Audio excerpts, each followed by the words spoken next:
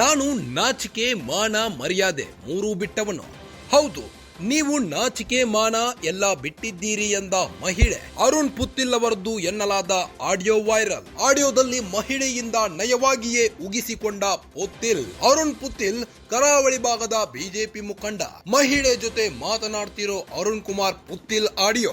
ನೀವು ಬಿಜೆಪಿಗೆ ಸೇರಿದ್ದು ನಾಚಿಕೆ ಆಗಲಿಲ್ವಾ ಅಂತ ಮಹಿಳೆ ಟೀಕೆ ವ್ಯಕ್ತಪಡಿಸಿದ್ದಾರೆ. ಇದಕ್ಕೆ ಉತ್ತರಿಸಿದ ಪುತ್ತಿಲ್, ರಾಜಕೀಯದಲ್ಲಿ ನಾಚಿಕೆ ಹೇಸಿಗೆ ಏನೂ ಇಲ್ಲ, ಅದೆಲ್ಲ ಬಿಟ್ಟವರೇ ಪಕ್ಕಾ ಪೊಲಿಟಿಷಿಯನ್ ಆಗೋದು. ಮಾನ ಮರ್ಯಾದೆ ಎರಡನ್ನೂ ಬಿಡದಿದ್ದರೆ ಉನ್ನತ ಹುದ್ದೆ ಸಿಗಲ್ಲ. ಉನ್ನತ ಹುದ್ದೆ ಸಿಗಬೇಕಾದ್ರೆ ಮಾನ ಮರ್ಯಾದೆ ಬಿಡಬೇಕು.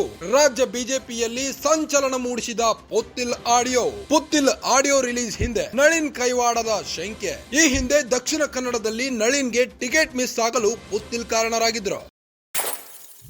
ಹೀಗಾಗಿ ಪುತ್ತಿಲ್ ಮೇಲೆ ಸೇಡು ತೀರಿಸಿಕೊಂಡ್ರ ನಳಿನ್ ಕುಮಾರ್ ಕಟೀಲ್. ನಾನು ನಾಚಿಕೆ ಮಾನ ಮರ್ಯಾದೆ ಮೂರೂ ಬಿಟ್ಟವನು.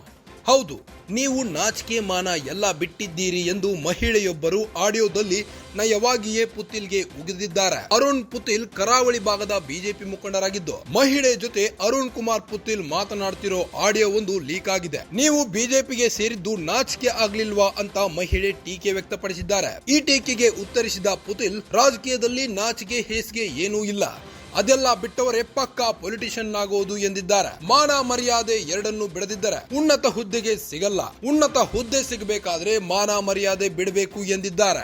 ರಾಜ್ಯ ಬಿಜೆಪಿಯಲ್ಲಿ ಸಂಚಲನ ಮೂಡಿಸಿದ ಪುತ್ತಿಲ್ನ ಆಡಿಯೋ ಲೀಕ್. ಪುತ್ತಿಲ್ ಆಡಿಯೋ ರಿಲೀಸ್ ಹಿಂದೆ ನಳಿನ್ ಕುಮಾರ್ ಕೈವಾಡದ ಶಂಕೆ ವ್ಯಕ್ತವಾಗ್ತಿದೆ. ದಕ್ಷಿಣ ಕನ್ನಡದಲ್ಲಿ ನಳಿನ್ಗೆ ಟಿಕೆಟ್ ಮಿಸ್ ಆಗಲು ಪುತ್ತಿಲ್ ಕಾರಣರಾಗಿದ್ರು. ಹೀಗಾಗಿ ಪುತ್ತಿಲ್ ಮೇಲೆ ಸೇಡು ತೀರಿಸಿಕೊಂಡ್ರ ಹೇಗೆ?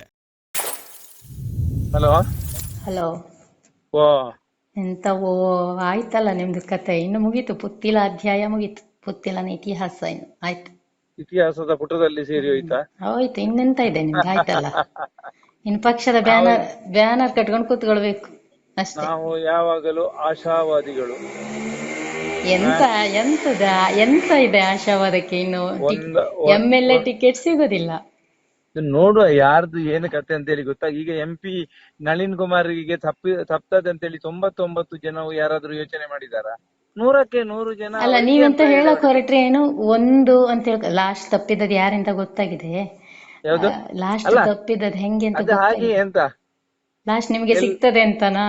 ಈಗ ಭಾವಿಸಿ ಈಗ ಸಿಗ್ತದೆ ಅಂತ ಹೇಳುದಕ್ಕೆ ನಾಳೆ ಈಗ ನಾನು ಇದ್ದೇನಾ, ನೀವು ಇದ್ದೇನಾ, ಅಥವಾ ಕೊಡುವವರು ಇದ್ದಾರ ಅನ್ನುವಂತ ನಿಘಂಟು ನಮಗೆ ಉಂಟು. ಅಲ್ಲ, ಹಾಗಲ್ಲ.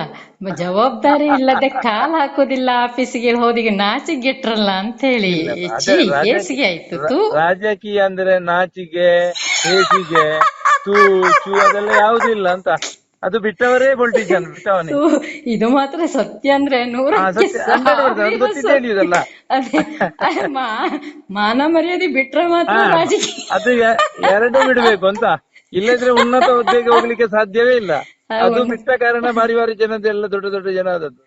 ಎಂತ ಪರಿವಾರ ಪ್ರಸನ್ನ ಮಾಡ್ದಂಗೆ ಮತ್ತಾರಿಗೂ ಜವಾಬ್ದಾರಿ ಎರಡು ಕೊಡಬಹುದು, ನಿಮ್ಗೆ ಏನು ಕೊಡ್ಲಿಲ್ಲಲ್ಲ. ಅದವರ ಆಸೆ ಇಲ್ಲ ಅಂತ ಅವರಿಗೂ ಕೂಡ. ಅವರಿಗೆ ನನಗೆ ಕೊಡ್ಬೇಕು ಅಂತ ಹೇಳಿದ್ರೆ ನಮಗೇನು ಕೊಡ್ಲಿಲ್ಲಲ್ಲ. ಅವರಿಗೆ ಆ ನಿರೀಕ್ಷೆ ಇಲ್ಲ. ನಿರೀಕ್ಷೆ ಇಲ್ಲದಿದ್ರೆ ಒಂದು ಲಾಟ್ರಿ ಸಿಕ್ಕಿದಾಗೆ ಅಲ್ಲ. ಅಲ್ಲ, ಅದು ಫಿಕ್ಸ್ ಆಗಿತ್ತಲ್ಲ ಮೊದ್ಲೇ. ಅದ್ ಹೆಂಗೆ ಅದು ಫಿಕ್ಸ್ ಆಗಿತ್ತು? 1.5-2 ತಿಂಗಳ ಮೊದ್ಲೇ ಅದು ಫಿಕ್ಸ್ ಆಗಿದೆಯಲ್ಲ. ಅದ್ ಹೆಂಗೆ ಅದು ಪ್ರಸನ್ನ ಮಾರ್ತರಿಗೆ ಫಿಕ್ಸ್ ಆಗಿದೆಯಲ್ಲ ಅದು? ಅದೇ ಅವರು ನಿಮ್ಮ ಹತ್ರ ಹೇಳಿದವರು ಫಿಕ್ಸ್ ಮಾಡಿಕೊಂಡು ಇರ್ಬೋದು. ಇಷ್ಟವರೆಗೆ ಯಾವ್ದು ಫಿಕ್ಸ್ ಆಗಿ ಆಯ್ತು. ನೋಡಿ, ಇಷ್ಟೆಲ್ಲಾ ಬುದ್ಧಿವಂತನಿಕೆ ಮಾಡೋದು ಬೇಡ ನೀವು. ನಾನು ಬೆಳಗ್ಗೆಯಿಂದ ತುಂಬಾ ಬುದ್ಧಿವಂತನಿಕೆ ನಾನು ಕೂಡ ಮಾಡಿದ್ದೇನೆ, ಆಯ್ತಾ?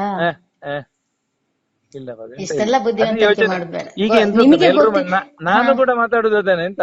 ನನ್ನ ಯೋಚನೆ ಹೇಗೆ ಬಂತ ಅದು ಇಂಪ್ಲಿಮೆಂಟ್ ಆಗ್ತದೆ ಅಂತೇಳಿ ನಾನು ನಿಮ್ಮ ಹತ್ರ ವಾದ ಮಾಡುದು ಅಂತೇಳಿ. ಹಾಗೆ ಆಗಿದೆ ಬೆಳವಣಿಗೆ. ಎಂತ ಮಣ್ಣು ಹಾಗೆ ಆಗಿದ್ದು ಇಲ್ಲ. ಇಲ್ಲಿಗೆ ಪುತ್ತಿಲನ ಅಧ್ಯಾಯ ಮುಗಿತ್ತು. ಇನ್ನು ಪಕ್ಷದ ಬ್ಯಾನರ್ ಕಟ್ಕೊಂಡು ಕೂತ್ಕೊಳ್ಬೇಕು. ಕರಣ್ ಪುತ್ತಿರ ಅಷ್ಟಾಗಿದೆ. ಮೊನ್ನೆ ಕೂಡ ಹೇಳಿದ್ರಿ ನೀವು, ಬೆಂಗಳೂರಿನ ಬರ್ತಾ ಆ ಪೋಸ್ಟ್ ಸಿಗ್ತದೆ, ಈ ಪೋಸ್ಟ್ ಸಿಗ್ತದೆ, ಮತ್ತೆ 1 ವಾರದ ನಂತರ ಜಿಲ್ಲೆಯ ಮಟ್ಟದಲ್ಲಿ ಜವಾಬ್ದಾರಿ ಸಿಗ್ತದೆ, ರಾಜ್ಯ ಮಟ್ಟದಲ್ಲಿ ಏನಾದ್ರೂ ಆದಿತ್ತು. ನಾವು ಆಶಾವಾದಿಗಳಂತ ಅದಕ್ಕೆ ಹೇಳಿದಲ್ಲ.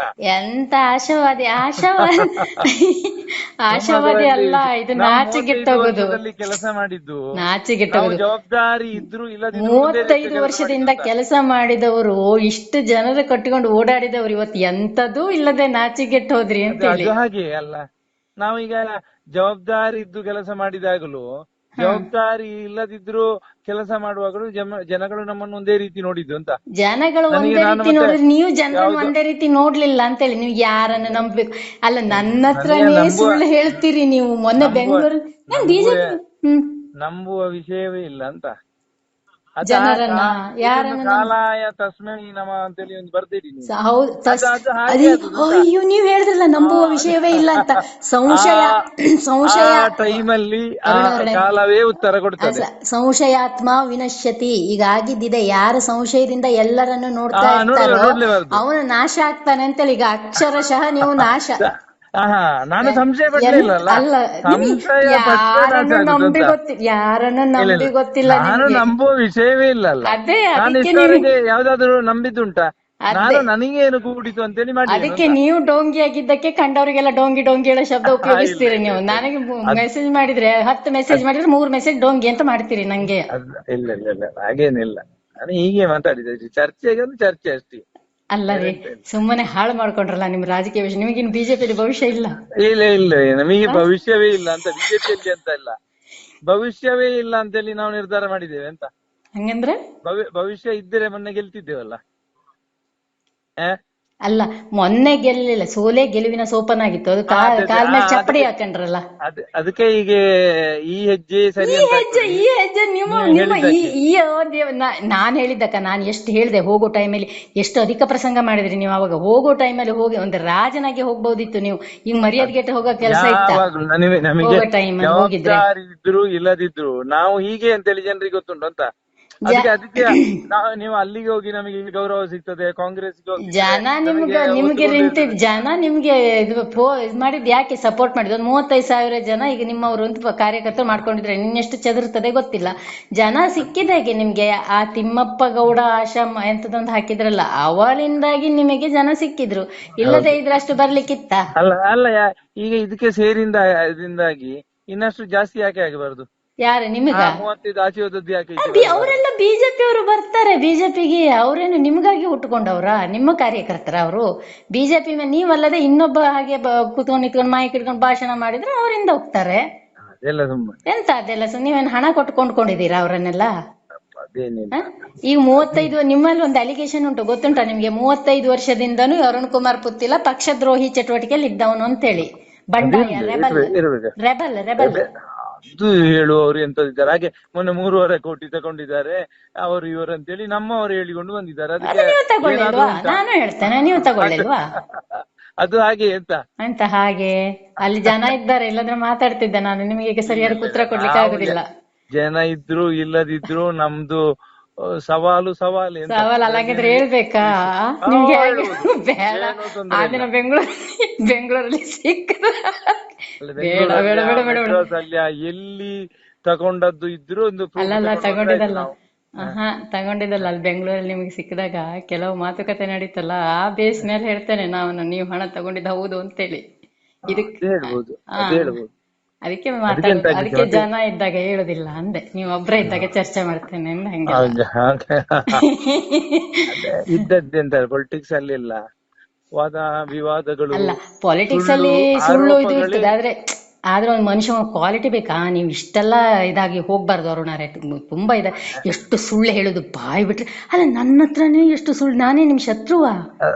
ನನ್ನ ಹತ್ರನೇ ಎಷ್ಟು ಸುಳ್ಳು ಹೇಳ್ಕೊಂಡು ಕೂತ್ಕೊಂಡು, ಅರೆ ಇದೊಳ್ಳೆ ಕತೆ ಐತಲ್ಲ. ಹಂಗಾದ್ರೆ ರಾಜಕೀಯ ಅಂದ್ರೆ ಎಂತ ಹುಡುಗಿಯರಿಂದ ಬರೋವ್ರ? ಕಂಡ ಹೆಣ್ಮಕ್ಳಿಂದ ಅಂದ್ರೆ ಸುಳ್ಳು. ರಾಜಕೀಯ ಅಂದ್ರೆ ಅದು ಬೇರೆ ಬೇರೆ ಉಂಟು. ನಿಮ್ಮ ವೈಯಕ್ತಿಕ ಜೀವನದಲ್ಲೂ ಸುಳ್ಳೇ ಅಲ್ರಿ ನಿಮ್ದು? ಅದೇ ಅಭ್ಯಾಸ ಆಯ್ತು ಹಂಗಾದ್ರೆ ನಿಮಗೆ. ನಿಮ್ಮ ಪ್ಯೂರ್ ಪರ್ಸನಲ್ ಲೈಫ್ ಅಲ್ಲೂ ನೀವು ಇದೇ ರೀತಿ ಸುಳ್ಳು ಹೇಳ್ಕೊಂಡು ಹಿಂಗೇನೆ ಡೋಂಗಿ ಮಾಡ್ಕೊಂಡೇ ಇರುವಂಗ ಇದ್ದೀರಿ. ಅದೇ ಅಭ್ಯಾಸ ಆಗ್ಬಿಟ್ಟಿದಲ್ಲ ಹಂಗಾದ್ರೆ ನಿಮಗೆ. ತಿಳ್ಕೊಂಡದಷ್ಟೇ. ಎಂತ ತಿಳ್ಕೊಂಡಿದ್ದು? ನಿಮ್ ಬೈಲೇ ಹೇಳ್ತೀರಿ. ನನ್ನ ಹತ್ರ ಸುಳ್ಳು ಹೇಳೋದು ಎಂತ ಇತ್ತು ಹಂಗಾದ್ರೆ ನಿಮ್ಗೆ? ನಾನೇನ್ ರಾಜಕೀಯ ಮಾಡ್ಲಿಕ್ಕೆ ಬಂದವಳ? ಇಲ್ಲಲ್ಲ, ನಾ ರಾಜಕೀಯದವಳ. ಈಗ ರಾಜಕೀಯ ಮಾತಾಡುದಲ್ಲ ನಾವು. ಅಲ್ಲ ಅಲ್ಲ, ಸುಳ್ಳು ಅಷ್ಟು ಸುಳ್ಳು ಹೇಳಿಕೆ ಎಂತ ಇತ್ತು ನನ್ನ ಹತ್ರ ನಿಮ್ಗೆ? ಏನೋ ಗೊತ್ತಿಲ್ಲ ಅಂತ ಎಣಿಸಿ ಹೇಳದ. ನಾನು ಮಾತ್ರ ನಿಮ್ಗೆ ಕಡ್ಡಿ ಇಟ್ಟಿದ್ದೇನೆ ಇವತ್ತು. ಎಂತ ಇಲ್ಲ, ಇವತ್ತು ಹೇಳುದಿಲ್ಲ, ಸ್ವಲ್ಪ ಸಮಯ ಕಳೀಲಿ ಹೇಳ್ತೇನೆ. ಸರಿ, ಇಡ್ತೇನೆ.